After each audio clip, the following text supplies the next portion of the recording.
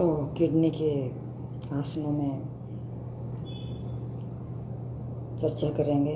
मैं यूट्यूब के और फेसबुक लाइव सेशन में आप सभी का स्वागत करती हूँ। मैं सुशीला योगाचार्य चोरू से। और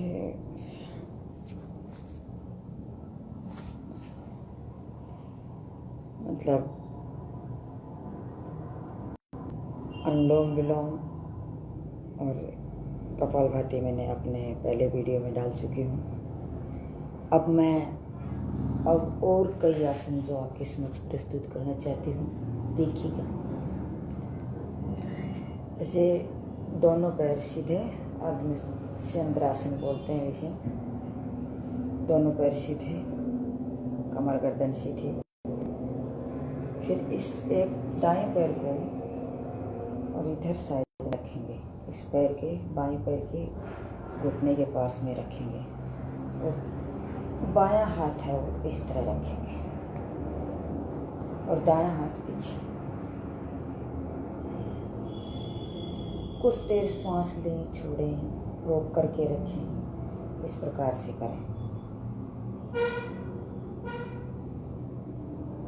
पूरा पीछे मुड़ने का प्रयास करें।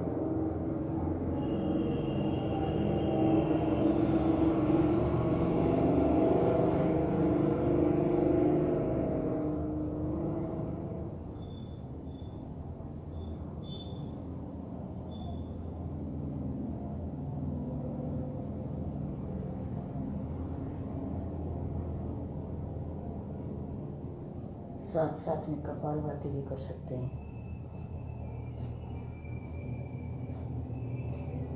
इस प्रकार से अब दूसरा पैर लेंगे, इस प्रकार से ये इधर रखेंगे।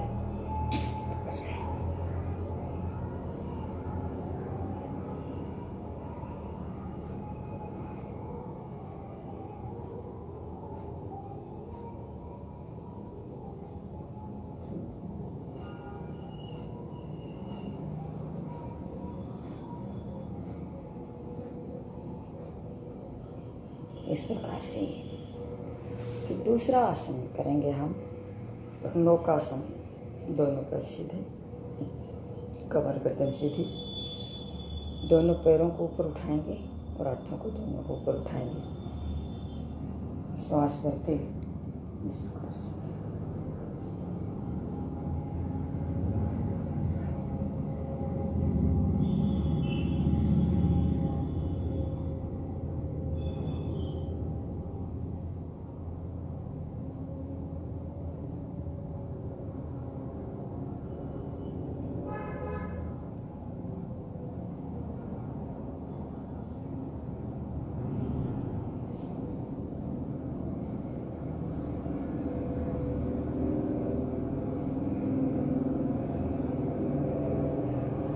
जितनी देर रुक सके उतना रुकने का प्रयास करें, क्योंकि दोनों पैर उठाएंगे, ये सीधा हमारी दोनों किडनी के पास जा रहा है। इस प्रकार से पूरा असर किडनी को पूरा।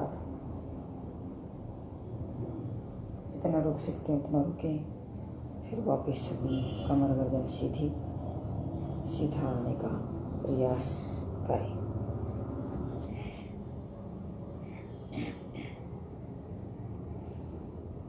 गहरा लंबा श्वास लें,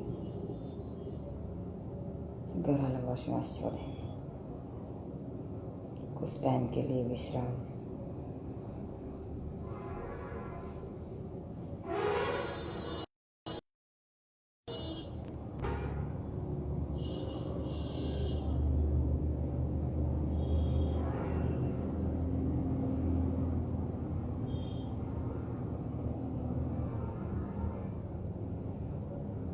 अब पश्चिमोत्तानासन, जो हमारी किडनी के लिए बहुत ही अच्छा आसन है, जिसको हम करते हैं तो हमारा पेट भी सही रहता है, हमारी किडनी भी सही रहती है, हमारे यहाँ के जो पूरे ऑर्गन्स हैं वो इस आसन से प्रभावित होते हैं। श्वास भरते हुए दोनों ऊपर हाथ, श्वास छोड़ते हुए दोनों अंगूठों को पकड़ेंगे और अपनी नासिका को अपने दोनों घुटनों के बीच में रखने का प्रयास करेंगे। और हमारी दोनों कोहनियाँ हमारी आसन से टच होनी चाहिए पीछे नीचे। जितनी देर रुक सकें उतना रुकने का प्रयास करें, जितना रुकेंगे उतना ही फायदा होगा। क्योंकि कोई भी चीज़ है जैसे स्प्रिंग होती है, उसको खींचते हैं वो खिंच जाती है, फिर वापस उसी जगह पर आ जाती है। इस प्रकार से हम जितना आसन को हम शरीर को टाइट करेंगे, खिंचाव डालेंगे, तो उसको हमारे शरीर पे या हमारे सभी ऑर्गन्स पर प्रभाव पड़ेगा।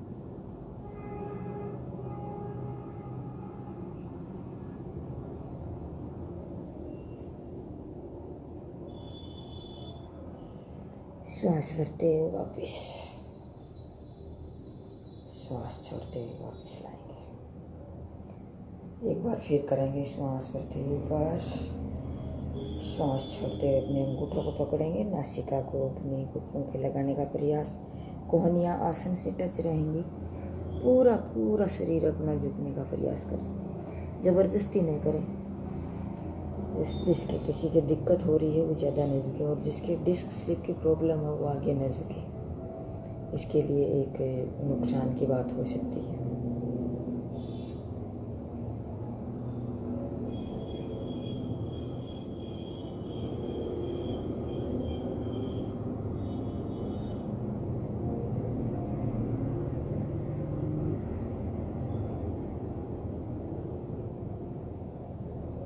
श्वास भरते हुए वापस, श्वास छोड़ते हुए वापस।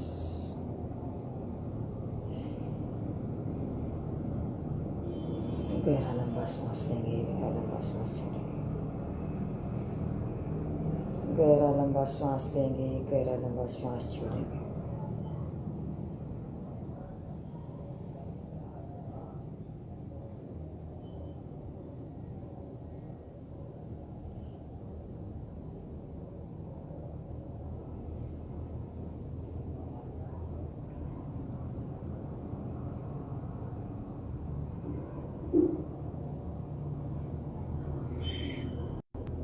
सेतुबंधासन भी किडनी के लिए बहुत ही अच्छा आसन है।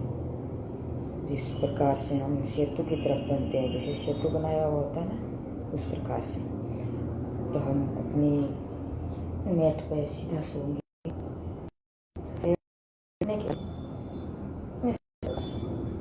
दोनों पैर, अपने दोनों हाथ पैरों के घुटनों के पीछे एड़ियों को पकड़ेंगे और श्वास भरते हुए हमारे मत्थे की भाग को ऊपर उठाएंगे। सिर हमारा पीछे रहेगा। जितनी देर रुक सके उतने रुकने का प्रयास करें, बहुत ही ज़्यादा फायदा है।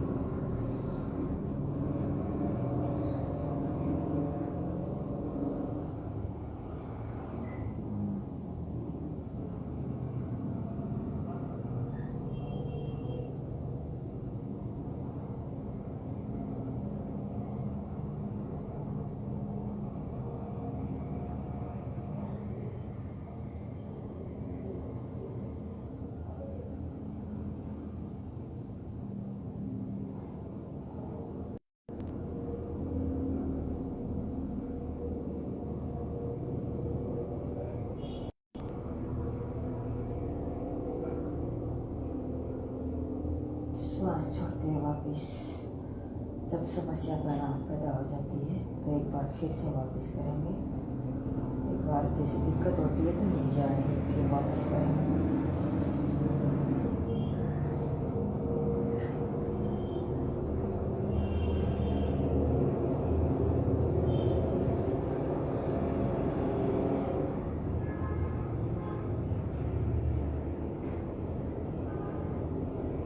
श्वास छोड़ते हैं वापस। ये हुआ सेतुबंधासन, जो हमारे किडनी के लिए बहुत ही अच्छा आसन है।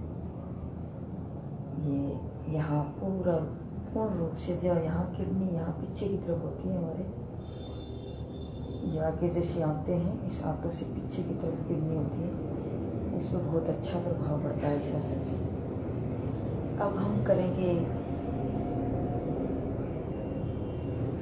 जिस प्रकार से मकरासन करते हैं, उसी प्रकार जठरासन बोलते हैं उसे, क्योंकि वो जठरांगनी और हमारी किडनी पे बहुत अच्छा प्रभाव पड़ता है उसका।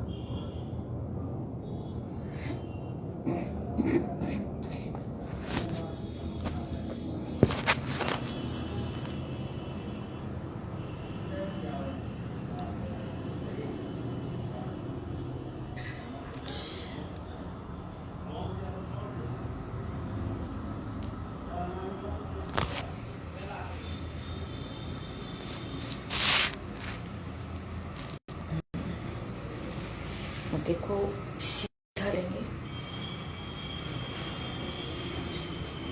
सीधा लेट करके और दोनों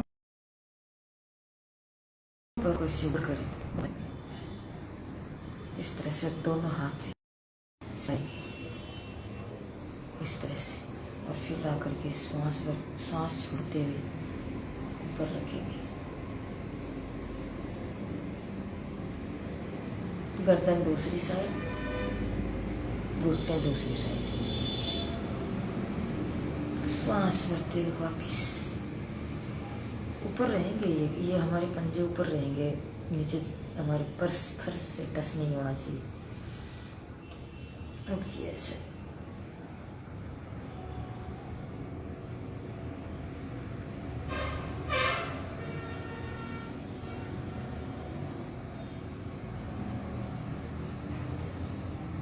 सांस भरते वापिस, पूरा किडनी में प्रभाव जा रहा है।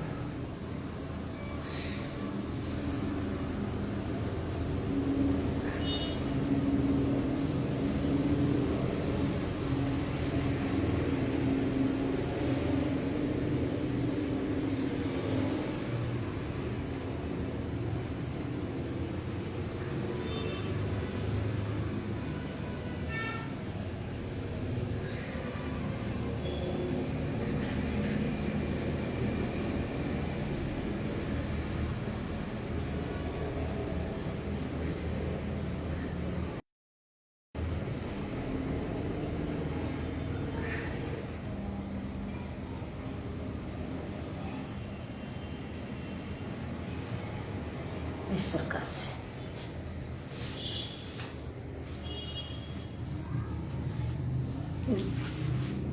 एक जैसे आसन है वो हम वज्रासन को भी मान सकते हैं, क्योंकि वज्रासन हमारे पूरे जो शरीर है उस पूरे शरीर में जैसे भोजन है उसको डाइजेस्ट करने का काम वज्रासन करता है। तो इस वज्रासन में हम खाना खाने के बाद में जब हम करते हैं, ये कभी भी कर सकते हैं, लेकिन ये एक ऐसा आसन है जो खाना खाने के बाद में हम कर सकते हैं। बाकी कोई भी ऐसा आसन नहीं है जिसको हम खाना खाने के बाद में कर सकें। तो इसको हमें ज़रूर करना चाहिए और इस वज्रासन के साथ में कपालभाति करना चाहिए, क्योंकि वज्रासन यहाँ की जो नसें हैं उसको दबाव बढ़ने से और फायदा होता है। दबाव बढ़ने से यहाँ हमारे ब्लड की सर्कुलेशन में हमारी जो ये गैस वेस है इसके बाहर निकलने में बहुत ही सहायक होता है। तो इसे हमें वज्रासन के साथ कपालभाति करना चाहिए। दोनों हाथ ज्ञान मुद्रा में भी कर सकते हैं या जल मुद्रा में भी कर सकते हैं। इस प्रकार से ऐसे भी कर सकते हैं, क्योंकि किडनी की प्रॉब्लम होती है तो पूरे शरीर में, मेरे क्या होता है कि पूरे शरीर में मतलब किडनी की प्रॉब्लम है ये, या फिर बारिश की वजह से तो होता ही होता है। बारिश की वजह से जैसे आसमान में बादल जब इसका फॉर्मेशन होता है उस टाइम ज़्यादा दिक्कत होती है। पानी की प्रॉब्लम जब पेट में चला जाता है तो उसकी दिक्कत होती है। तो इससे क्या होता है कि मेरे शरीर में पानी इकट्ठा होता है और ऐसे लगता है जैसे, और बुखार आ जाती है और पूरे शरीर में जैसे वो मवाद चबका नहीं मारती है क्या, उस प्रकार से पूरे बदन है चबका मारने लग जाता है, दर्द करने लग जाता है। तो पानी जब मतलब पेशाब लग जाते हैं और लगने के बाद में जैसे टेबलेट लेती हूँ तो पेशाब लग जाते हैं, पेशाब लगने के बाद में सूजन भी उतर जाती है और रिलीफ महसूस करती हूँ, क्योंकि मैं तो वैसे बैठने वाली तो हूँ ही नहीं, टेबलेट लेती जाती हूँ तो काम करना शुरू कर देती हूँ और दिक्कत होती है तो बुखार होती है तो बस चारपाई पे लेट चली।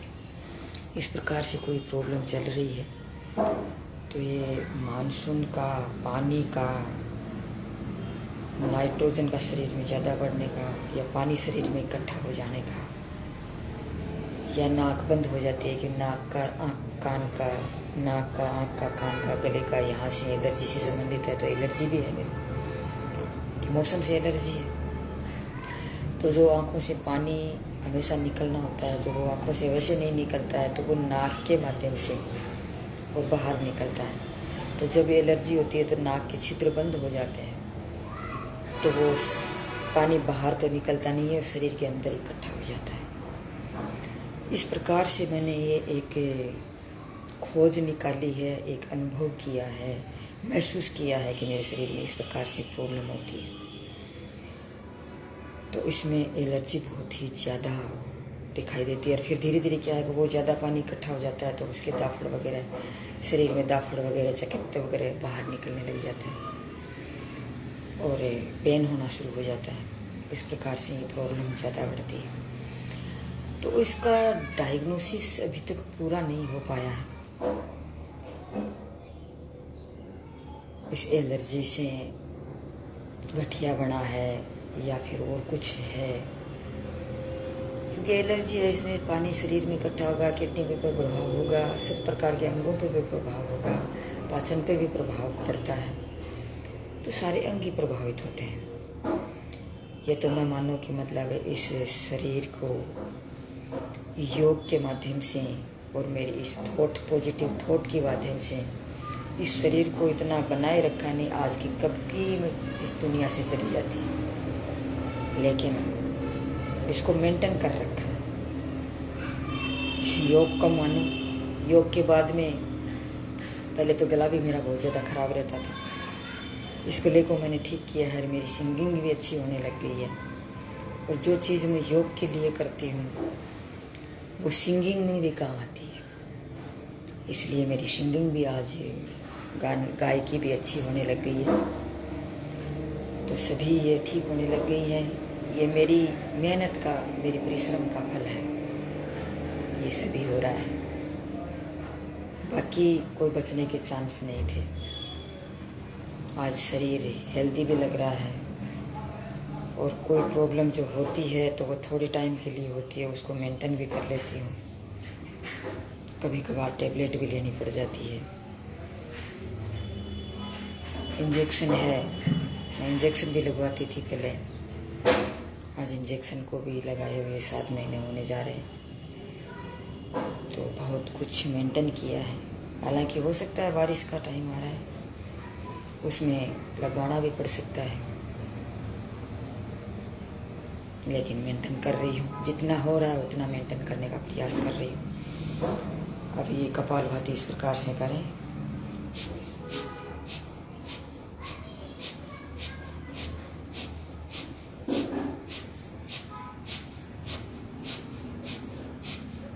ये बहुत ज़्यादा काम करता है। फिर अपन दोनों जैसे मंडूकासन, दोनों हाथ सीधे, अंगूठा अंदर, अंगुलियां बांध करके हमारी नाभि के पास सेट करें, क्योंकि यहाँ हमारी जठराग्नि, लीवर, किडनी सभी अंग प्रभावित होते हैं। सामने झुकने का प्रयास करें।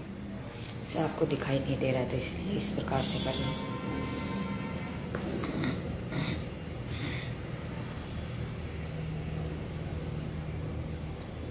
इसके साथ कपालभाति करें।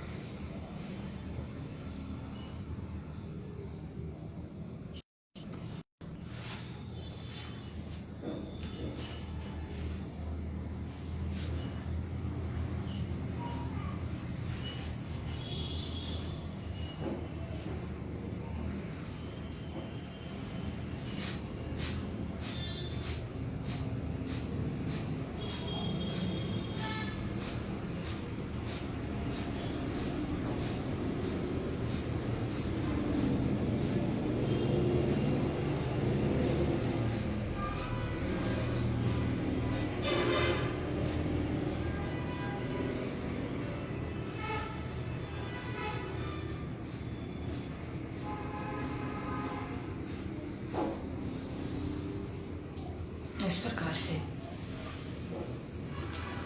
ये करें, अनुलोम विलोम करें। अनुलोम विलोम में जैसे रुक रुक के टाइम लेकर के श्वास को अंदर रखने का प्रयास करें ताकि ऑक्सीजन अंदर जाएगी शरीर में, तो वहाँ की कोलेस्ट्रॉल, टॉक्सिन्स और यूरिक एसिड है जो बाहर निकलने का प्रयास करेगा। इस बार मेरे को महसूस तो हो गया था। इस प्रकार से करें धीरे धीरे। अब की बार जैसे पिछली बार मैंने किया था डॉक्टर की डिग्री पीजी थेरेपिस्ट की डिग्री की थी, तो क्योंकि ज़्यादा से ज़्यादा मैं क्या करती थी, बैठी रहती थी, पढ़ाई का काम था, पढ़ाई करना। तो जैसे काढ़ा वगैरह लेना, भाप वगैरह लेना एलर्जी के लिए और गले के लिए, और बाकी के आसन भी, प्राणायाम, ये बहुत ही कम करने का प्रयास करती थी। ज़्यादा से ज़्यादा पढ़ने का प्रयास करती थी और काढ़े वगैरह लेना ये बहुत छोड़ दिया था लगभग मैंने। तो आज इसी का परिणाम मुझे देखने को मिल रहा है। अब फिर से मैंने शुरू किया है, जैसे कि लोई वगैरह है, ग्वारपाठा वगैरह है, ये शरीर में बहुत ज़्यादा काम करते हैं किडनी के लिए। अर्जुन की छाल वगैरह है, हल्दी है, दूध, हल्दी वाला दूध है, ये ट्राइबल है, सभी मैंने छोड़ दिए थे।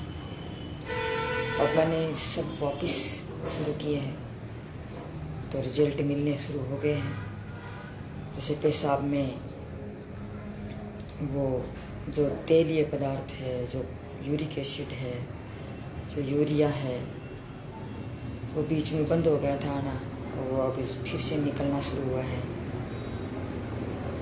मेंटेन करने का प्रयास कर रही हूँ, लेकिन फिर भी एक बार डॉक्टर से कंसल्ट करने का प्रयास करूँगी जब भी मेरे पास टाइम होगा, जब भी बैलेंस बनेगा तो मैं डॉक्टर से दिखाने का प्रयास करूँगी जल्द से जल्द। इतने दिन में मेरा खुद का ट्रीटमेंट मेरा चल रहा है। किडनी के जो भी आसन हैं और भी जो आसन हैं, सब प्रकार के आसन सभी हैं।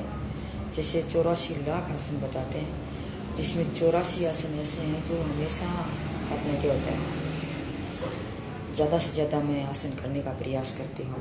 1-1.5 घंटा सुबह, 1 आधा पौन घंटा शाम को इस शरीर को देने का प्रयास कर रही हूँ। तो आज मेरा शरीर है वो सभी को दिखाई भी दे रहा है कि मतलब मेरे शरीर में कहीं भी कोई जैसे चर्बी वगैरह की ये दिखाई नहीं दे रही है। फिटनेस ता दिखाई दे रही है। मैं मेरे शरीर को फिट करने का प्रयास करती हूँ हमेशा, और फिट शरीर में कोई भी बीमारी आने का चांस नहीं रहती। अगर कोई बीमारी है तो वो बढ़ने का विकास में बढ़ती नहीं है। जब भी व्यक्ति गफलत करता है तब बढ़ती है। पीछे मैंने डिप्लोमा किया है, थेरेपिस्ट की डिग्री ली है, तो उसमें मैंने गफलत की थी, तो उसका नतीजा मुझे दिखाई दे रहा है। और उसमें क्या होता है कि मतलब प्राणायाम वगैरह तो मैं करती थी, प्राणायाम ज़्यादा करने चाहिए, और योगासन करती थी, तभी मेरे कोई चीज़ है वो याद जल्दी होती है। हर चीज़ को जल्दी से पकड़ लेती हूँ। जैसे गायकी है, सिंगिंग है। हालांकि मैंने ये जो गाने हैं सभी जो मैं मेरी वॉइस को फीड कर रही हूँ स्टार मेकर पे, जो गाने मैं गा रही हूँ वो गाने मतलब सभी मेरे याद नहीं है। वो कोई भी गाना याद नहीं है मेरे को। 1-2 गाने को छोड़ कर, जैसे रिम झिम बरसता पान, वो उसको छोड़ कर के, या फिर कोई कुछ छोटी मोटी प्रार्थना वगैरह ये याद है। बाकी और गाने तो कोई गाने तो ऐसे हैं जो मैंने कभी भी नहीं सुने, और उस गानों को मैं एक बार देखती हूँ, उसको एक बार सुनती हूँ। एक बार सुना, उसके उतार चढ़ाव देखे, अपने आप ऑटोमेटिक मेरे फीड हो जाते हैं, मैं कर लेती हूँ। उसको ज़्यादा मैं प्रैक्टिस कभी नहीं करती हूँ, कभी प्रैक्टिस की नहीं। तो मैं ये सोचती हूँ अगर ऐसे ही मेरा हो रहा है, अच्छे गायकी जा रही है, तो अगर मैं प्रैक्टिस करूँ तो और भी अच्छा हो सकता है। एक अच्छी सिंगर मैं बन सकती हूँ। अभी फ़िलहाल भी मैं इतना जज्बा, इतनी हिम्मत और इतना हौसला रखती हूँ, तो इतना टैलेंट मेरे अंदर है भी, क्योंकि हर प्रकार का टैलेंट मेरे अंदर है। बोलने का टैलेंट मेरे पास है, योगा का मेरे पास है, सिंगिंग का मेरे पास है, चित्रकला का मेरे पास है, और भी बहुत कुछ कलाएं हैं। फोटोग्राफी है। ऐसे आर्टिस्ट हूँ मैं, सिंगर हूँ मैं, एक टीचर हूँ मैं। सब मेरे अंदर गुण हैं, लेकिन ये भगवान ने एक कमी छोड़ी है कि मौसम की प्रॉब्लम मेरे को देती है, जो बार बार में मुझे परेशान करती है। इससे मैं डिस्टर्ब होती है, तभी मुझे कभी कभार 1-2 दिन बीच में छोड़ना पड़ता है।